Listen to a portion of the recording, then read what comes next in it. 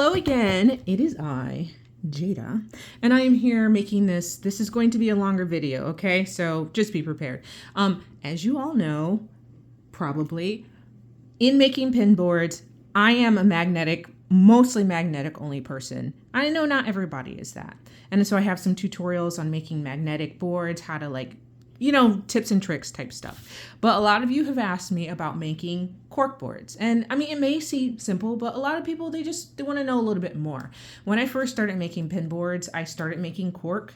And then, so I have quite a bit of experience with that. So I'm just going to share with you the kind of things that I experienced. Look, y'all, I even made a list of things that I'm going to go over. So bear with me. This may take some time. Okay. So the first thing I want to say is cork is perfectly fine as long as you understand what's going to happen to your cork and that you're ready to manage your boards accordingly, right? Okay, so obviously here is what cork is. I buy these rolls of cork. Do I have a smaller? I'm sorry. Let me just grab a smaller one because this is kind of big. Here we go. This is better. All right, this is cork. This is actually from a tree called cork, which they harvest. They basically shave the bark off, and that's what makes. Why am I telling you this? This is random information. Okay, just know that it comes from a tree called cork. Okay, and it is a sustainable resource, so it's actually pretty good. But the thing about cork is it's super floppy, right? And as you put pins in here and reuse it, what I personally do not like about cork is that it disintegrates. As you put, oh man, I wish I had, maybe I wasn't as prepared for this as I thought I was. Hold the phone, y'all. Let me grab a pin. Let me grab a pin real quick.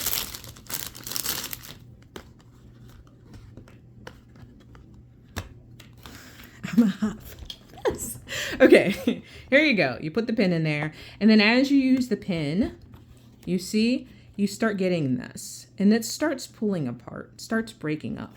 These cork boards, standard cork boards, are never wide enough for the width of your actual pin. As I pull this out, what's going to happen is this is going to start disintegrating. As I put pins in, as I move it, I'm going to get a lot of this cork coming apart in here. I don't know if you're seeing that. It's going to start peeling apart. It's going to start falling apart. That's what I don't like about cork, is I don't feel that it is very, it's not going to last long. It's going to last if you put your pins in one spot and you don't like to move them around. I move my boards around a lot. That's also why I like magnetic. I can move things around. I can also use different fabrics. Things to note when you're using cork, obviously you're going to be piercing your fabric. So this really limits you to basically only using cotton fabrics. Can't use anything special, can't use anything iridescent. Like you're stuck with basic cotton. Which cotton's fine, but it's also boring as hell, and I want something fancy. Anyhow, you see how I'm trying to convince you not to do cork? I digress. Okay, so this is one of the things that I don't personally like about cork. The fact that it's not wide enough here. Okay, not wide enough. And that it falls apart. So my recommendation is never create a pin board with just this. You can double layer it with cork, give you 2 layers. However, I still don't like that because it still doesn't give it the stability. You see how it's doing this a lot? This is not, I like things to be very stable, very secure. This is flimsy, all right? So my recommendation, if you are going to use cork, you should buy from your dollar store. In the United States, we have Dollar General, Dollar Tree, Dollar Store. You can get foam boards. I recommend the dollar store over Walmart because it's cheaper. It's $1.25 now. Anyways, you can get these big sheets of foam board. And then what I do is I glue these together like this. And I think I have a piece ready to go. Let me show you. 1 second. Here we go. This is one I'll do a big board. Like I buy these big rolls from Joann Fabrics. I wait until they go on sale or I can use a 40% off coupon so it becomes affordable. You can buy this big roll of it and you can just lay it out on your foam board and glue it. My personal preference is Gorilla Glue. I use Gorilla Glue for almost everything. So I use this here, you know, spread it down with a layer. And then I have a, let's see here. Oh, damn it, Jada. Hold the phone. I'm coming back. All right. I use one of these. This is a little silicone brush. And I will, you know, put the glue down and brush it on so I have a nice thin, even layer, obviously. And then I'll stick these two together. And then I'll put weights on there. I have like some dumbbells or books, whatever you can do to weigh it down for 24 hours to make sure that this stays straight. Because what's going to happen, remember this floppy flimsiness type thing? If you do not put something down on here, this is going to curl up. Guarantee, I promise. You can kind of see it on the side here. This is starting to curl up just a little bit. It's naturally going to do that. So you have to put something down. Make sure you put something down on the corners. Cover the entire surface of this if you're going to do this method. The reason why I like this method better than the double foam or double cork, I'm so sorry. I'm going to put this on in here. See, you have a nice snap. You don't see anything on the back. And then when I pull it out, it's really not going to pull it too much. I'm not going to get all of that pull here. You see, you just got the two holes there, nothing pulled up. That's because when you're pulling out, it's the weight. Well, I don't know if I should say the weight of it. When you're pulling out, it's causing a bend and it's causing all, as you pull out, for it to come up. So I'm doing a really shitty job of explaining this. Let me try something else. All right, here's a board that I have made. Because of the space, it is just one layer of cork in here because I didn't have enough space to do two layers. But you see, as I'm pulling pins out here, underneath here, there's little pieces of cork that's stuck underneath the fabric. Plus, I also don't like cork like this and the fabric, because when I pull it out, I get the holes in there. I don't feel like that's very attractive. I need to go and, I think the holes look awful. Yeah, so in all these pieces right here, obviously you can't see it, but I can feel it underneath here. There's all these little pieces of cork, and that irritates me. I don't like that. I feel like that's not neat, and that's not clean, and that's not usable. Okay, so my recommendation is if you want to actually use cork, do this 2-layer method, and this is cheap. Again, get your roll. You can go buy these sheets like this, these squares, but I feel like they're super expensive. You can buy the roll for so much cheaper and then use your coupon. You can get it from Hobby Lobby. I don't know about Michael's. I never go to Michael's, but for sure I get mine from Joann Fabric. And as you can see, I put it in there. It's got a nice snap. The snap is nice and it comes out, and I don't really get all of that. Now, after I continue using this over and over, it will begin to disintegrate, but it won't at the rate if you're just using plain cork or 2 levels of cork. Good, good, good, good. All right, so that is one method. You could do just the foam board, but this, again, is not good because foam board is not thick enough, and then you get those holes, and it's really not reusable. Okay, I mean, it's reusable, but you have those holes. It doesn't, cork is what you would call self-healing a bit self-healing, that you can reuse it, and then it doesn't, versus that. I don't know what words in English I can use to describe that.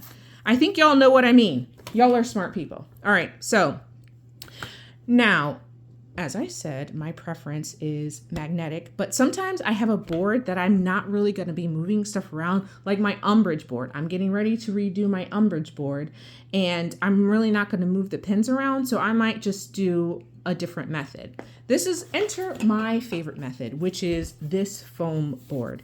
You get this from Joann Fabrics. They come in big sheets. I think they're 3 foot by 4 foot. They're huge. I've just cut off a piece so I can show you. This is used oftentimes in costuming. It's a little bit more firm, right? It does bend, but it's more forgiving. It's got more of the repair qualities to it. It doesn't have a snap. You hear it. I'm sorry if you hear my dishwasher going. My dishwasher is going. So you see the holes in there, but they kind of self-heal. It doesn't leave such a big indent, and it's thick enough. They have nice thick pieces. They do have thinner pieces, but the thick one is very nice. So, and then it's I've used this and it's worked perfectly fine. My pins stay. You see, I'm doing this. They're not moving at all. So this is a really good option. I know that you can get this in the UK somewhere. I can't remember. I was talking to someone about it, but this is available. I've only found this at Joann Fabrics, and I can put a link for this if you're interested in that. But I think this is a really good option if you don't want to go magnetic, but if you want something that's a little bit more robust than cork. Now, another option that you can do for cork is this. 1 second. All right. So these cork boards, you can buy these cork boards from, I bought this from Hobby Lobby. And this is like one of these really thick cork boards. I'm telling you, this here is perfect. This cork board is great. You see, it does pull and everything like that. What I personally don't like about this board is it is so hard. And you really have to use some force putting your pins in. You see? I mean, they're going to stay, but I have bent so many posts trying to put it into this board. So I had a bunch of pin boards made with this, and I tore them all apart to redo, because if you're putting in your pin one time and leaving it there, that's probably fine, as long as you're making sure that you use even pressure. You know, don't push in one end first. Make sure you're pushing in on both. If you have however many posts you have, make sure you're pressing on all the posts at the same time in order to prevent your post from bending. Now, the problem is when I pull it out, normally you would pull it out this way. I can bend this post trying to pull it out. So then you're wanting to make sure that and this is the hard part. It's so hard in there. Hopefully I didn't bend anything. I don't think I did. But yeah, you can bend them, pulling them out, and you can bend them, pushing them in. And then here's my holes. You can see when I pulled it out, it started pulling. I don't like that. Anyways, this is another option. And this is really, really difficult to cut. I had to get some kind of saw or something to cut this. And obviously when you're cutting it, there is a lot of shavings. You can get splinters. So you want to make sure that you are using gloves. I always have a pair of these gloves. These are leather gloves. And this is what I use for all of my crafting. And, you got to protect yourself. Your fingers are really important, and when you damage them, it sucks.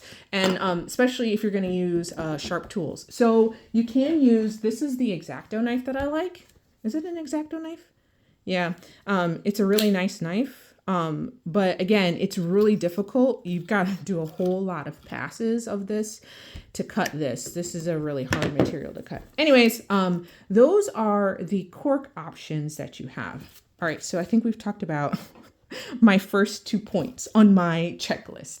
The next thing I want to talk to you about is your board. What board you want to use makes a difference on what cork method that you're going to do. All right. This is the easiest method here. This is the type of board. Oh, dang it. I don't stuck it back in there. Get it out. All right. This is actually the easiest. When you buy these, I got this from Ross Dress for Less on sale for $3.49. It had some, it had some artwork or something in there. I pulled it out, but I'm like, hey, this is here as a pin board. Because what's nice about these is you can just insert something into that. So this is actually this here is not cork. This is just foam board. And I only use this when I'm taking some pictures or got a new pin. I don't really use this very much. So you can just put your fabric on there however you like. You can use, what's nice about this is you can use thicker pieces. You can use thinner pieces. You're not limited. You have plenty of space to use thicker pieces of cork and foam to make sure your pins stay. And then it's great because you just measure everything, cut it down, and then put a whole bunch of glue on it and glue it down. And then you just make sure it's nice and tight in there, and then you have a pin board. This is one of my favorite methods for a pin board because it's very simple. And then your back is usually done. I would take off this here. I don't like the claw hanger or a sawtooth hanger. I always put D-rings on everything. I would replace those, but you have a nice finished back. So this, you are not limited because you have plenty of depth to use whatever foam cork combination you like. This is a great example. This is a picture frame. A lot of people find picture frames that they want to use. This is nice. I really like the detail of it. This, you got to consider, this is a plastic. So it's not going to be able to hold up as much if you want to hang this. If you want to display it like that, that would be fine, right? But looking at this, I'm like, what am I going to do with this? A couple different ideas. Well, first of all, I need to look and see what kind of space I have in here. How deep is it? Okay. It's not very deep. So if I try to use a 2-layer piece here, I could just get a 2-layer piece in here. I can't use a piece of foam because there's not enough room. Okay. And then that fits exactly. I wouldn't be able to get this back on there. If you want to do it that way. Me personally, I would take this off anyway. I'd make this into a hanging one somewhere. But this would fit a 2-layer piece of cork for you. And then you would have a nice, you're going to put your fabric on it. And also consider your fabrics, you're going to get a little bit of depth from your fabric when you put that on there. So in this here, your question is, do I want to keep this piece on there? If I want to keep this piece on there, you got to realize you're going to have a gap. You're going to have this weird thing here that you've got to figure out how do you want to manage doing that. All right. You can, or you could completely take this off, but then how are you going to make sure that this stays in there secure? You're going to have to put some sort of backing on it so it stays, all right? You could do this and you can glue it down if you want. Me personally, I'm going to avoid all that and I'm going to make this magnetic because a magnet, a piece of steel is so thin, right? I can fit it in there and then I could put another piece of cork. I could put a piece of foam in here and close that if I want, and then I have plenty of room and everything is nice and secure. This is one of the reasons why I like doing magnetic boards, because when I have limited space, it works out well. All right. That is one example. Here's another example. This is one that this is a picture that I took apart that I'm going to make this into a frame. And this one here, this has a much deeper gap here. So I could get, easily, oh dang it, Jada, I can easily get this piece in there, right? And then I actually have a back for this because I don't know if you can see that. I have a little bit of a gap left. There's actual backing for this, and the backing will fit on top of this. And then I'll put all the screws back in. These little things will go back in there. So I have room to put this in here as well as the back that goes back on there. And then it'll be a nice secure board. The main point that the main thing for me is that I have a board that's not going to fall apart, that my whatever material I'm using is snug in there, is tight in there. When I put pins in there, I don't want any wobble on whatever material. I don't want this to flex. I don't want any of that. I also want to have a board that is weighted enough for whatever I'm putting. If I'm putting heavy pins in there, I know that I'm going to need something heavier that I could put good hangers on, and I can hang this on the wall. This here, this is plastic and this is cheap. I can put little light pins, like little 1-inch filler pins or something. I can't put a chonker pin on here because I'm not going to be able to get this. I'm not going to be able to get hangers in this to hang it on the wall to be adequate. Plus, this frame again is cheap. It might not even hold up to being hung on the wall. All right. So that is different types of options, and whatever frame you pick is going to help you determine what method of cork that you're going to want to do. All right, so let's talk about when you want to actually make your board. Making your board, I think, is probably the easiest part of this. Like I said, when I was doing foam boards, I would prep big sheets of this. This would already be prepared. Like I'd spend a day making, gluing everything down so that when I was ready to start making boards, I just use a pen, or actually I have like chalk pens or whatever. I trace out your shape and then cut it out. You obviously don't use scissors. You're gonna have to cut it out with one of these things. All right. And safety first, y'all. Safety always. Use your gloves, because let me tell you, as a quilter especially, who has been willy-nilly with the rotary cutter and such, I have experienced this. Do as I say, not as I do. Protect yourself, okay? Gloves always. Do not skip this ever, okay? Because these are sharp and you can slip, and people can, if someone scares you or the doorbell rings or whatever, next thing you know, you're missing a digit. Don't do that. Not for the sake of the pin board. Okay, so you're gonna need something like this to cut out your shape. Just whatever marker you want to draw on this. I never use, you can use pen, but anyways, whatever floats your boat. So the actual making of the board is probably the easiest part. You're gonna, cut out your circle. You're gonna do whatever it is you wanna do. Then you are going to, like I said here, let's go back to this thing. You're going to put your fabric on it. And my favorite method for attaching fabric to cork or foam, again, is wood glue. A light layer of wood glue.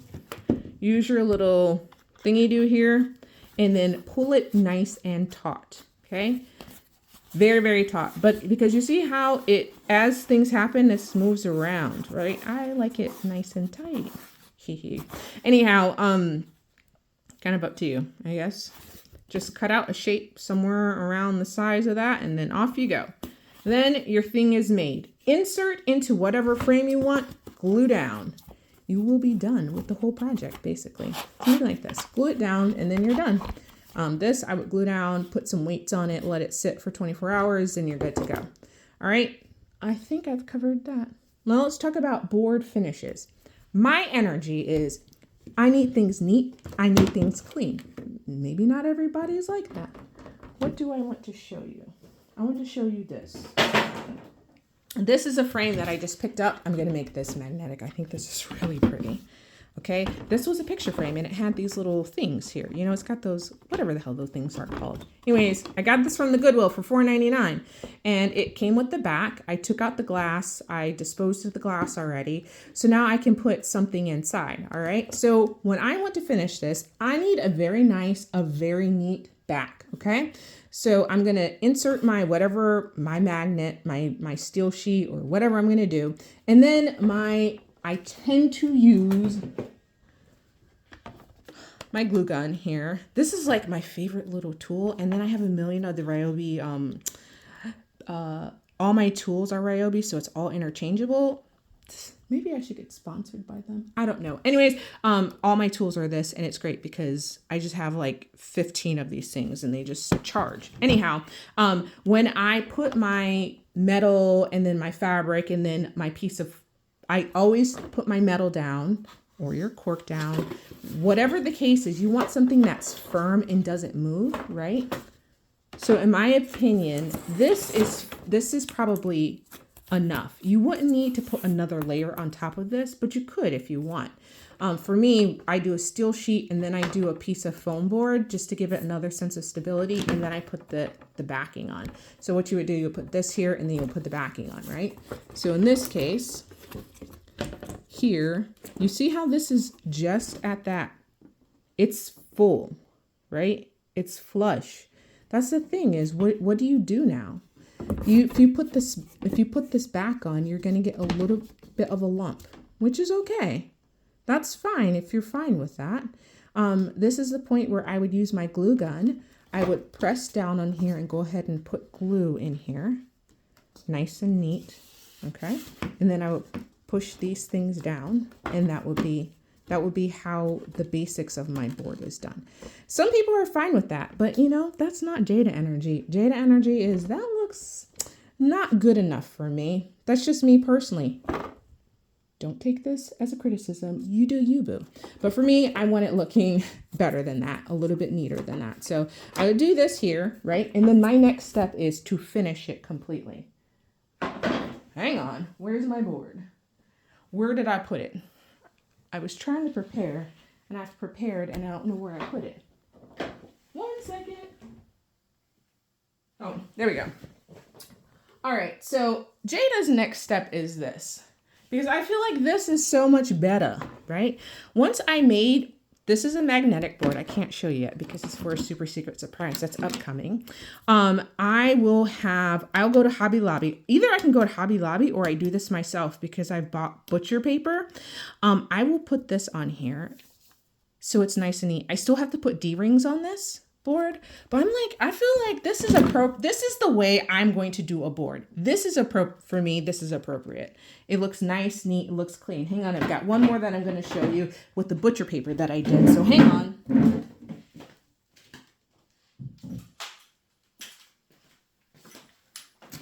Here's another one that I did. So this one's magnetic as well. And then I put double-sided tape and butcher paper and then sealed this. So there's a whole bunch of ugly happening underneath here. There's a whole bunch of really weird bumps, lumps, things. You see how you got some hot glue in here, but once you put that on there, it looks nice and finished. So this is Jada's method, what Jada likes to do. You may not do that. You may want to leave it, open or whatever.